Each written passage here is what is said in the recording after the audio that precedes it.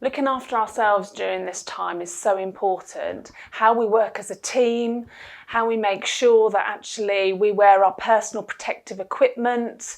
It's really different this time. We have plenty of equipment available for people to protect themselves, the people they work with, the patients and their loved ones. Being kind to each other and that support is so important as we move forward. And working in your teams, you've been absolutely fantastic. As part of my role, I spent quite a lot of time working with staff wellbeing as well as staff education, working in an environment where I was listening to everybody else's problems, the loss of colleagues, being thousands of miles away from their family, being completely isolated with no support network, were really traumatic things to hear, but seeing people open up, share those, and then go back and do it all again the next day was really inspiring. One word I can describe it is war zone. ICU was a war zone. As an intensive care nurse, I would have one critically ill patient, but now I had 2 critically ill patients, 3 critically ill patients, and I was overwhelmed with my own skills. I was thinking, what would happen at the end of the shift? Will one of them survive? Will one of them gonna make it until the end of my shift? That is the kind of emotion, that was a challenge that was around us. I think the hardest thing for myself was having to come from St Albans, which is elective surgery. All elective surgery was stopped. So we were redeployed to different parts of the hospital, and I was redeployed to ITU. What an eye-opener. I've never come across having to look after or seen a category 2 or category 3 patient ventilated, having to see them being proned. It's just, wow, it was just like a smack in the face.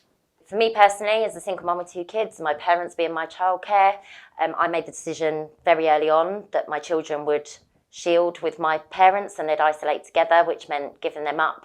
I would go to the end of the driveway every single day and wave to them, shout across the car to them, but I wasn't able to touch or hold my children for 4 months. It was awful. Did for about 3 months of it, and then I had to have some time off sick because my own well-being really suffered. I wouldn't change the decision I made because it was keeping my family safe as well as being able to support my colleagues.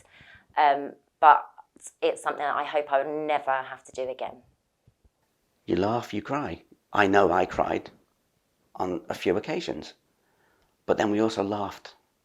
And I think that's what you needed in this. You needed to remember that there is also time to laugh, time to have a little bit of a joke, and to relax. Wherever you went during the first wave, everyone was pulling together. It didn't matter whether you'd ever met each other before, whether you knew each other, we really were one team. We were all in it together. So we had that team spirit. We were like, oh, we are going to get through this. There were constant messages whenever you go around. When you go to the supermarket, you see, thank you NHS, thank you frontline workers.